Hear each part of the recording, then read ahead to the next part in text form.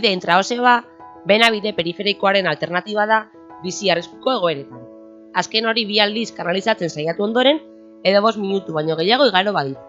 Hala ere, pediatrian, bihotz biriketako bizkortzean aukera izan daiteke. Erizaintzako langileek, zein medikuntzako langileek erabili dezakete.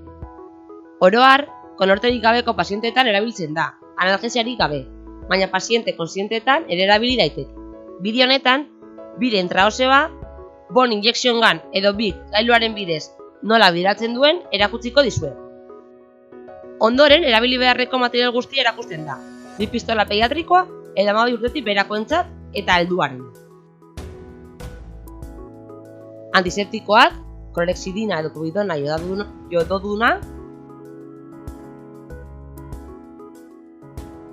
suero salino fisiologikoa duen siringa bat,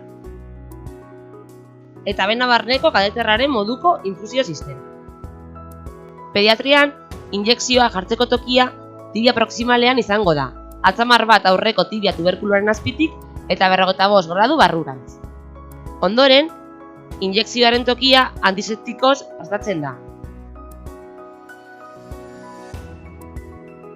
Behin prestatuta, hanka jartzen da belauna posizio neutroan lusatuta, eta gero mokorra eta oina kanporatz bidatzen dira tibiako gainazalaren zati laua erakusteko. Ondoren, tamaina goikoko hezur injekzioko pistola aukeratzen da, gorria 12 urteko baino gutxiagokoentzat eta urdina helduentzat. Umeengan, sartzeko sakontasuna gailuko markatzaileaz konfiguratu behar da, honela.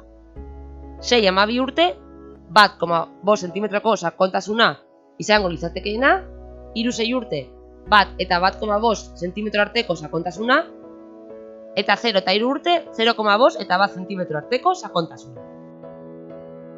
Pistola, 90 gradura jartzen da, txertzatze lekuaren gainean, nagusi ez den eskuaz.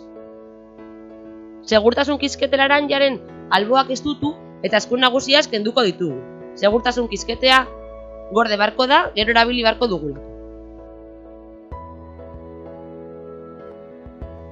Atzamarrez, bigaren buruari tinko eusten segitzen da, txertzatzen den lekuan, eta eskun nagusiaz bigaren gorputza aurrean bermatzen da, eta tiraka tiro egiten da buruari beste eskuaz eusteari behin ere utzi gabe, atzerak egitea saiesteko, eta tiro egin dezan aukeratutako lekutik kanpo.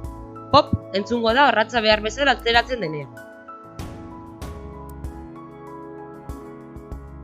Pistola kentzeko, gora tenk egin behar da, astiro, alde batera eta bestera, leunki kulunkatuz.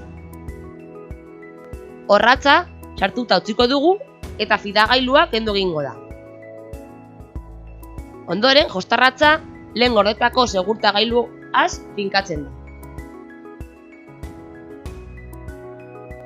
Bidea sarturik dagoela, egiaztatzen da, muina zurgatuz edo gantzeru fisiologikoa sartuz, ez duelako beti atzera egiten.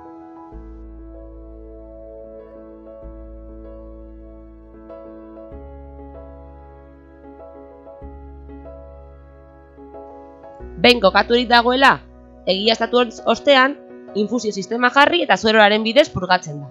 Suero edo farmakoak eman aurretik, analgesia eman behar zaie esna dauden pazientei, beharrezkoa den neurrian eta pazientearen egoeraren arabera. Horretarako, instilatu behar da 0,5 miligramo kiloko kontzergabarririk gabeko lidokaina purua.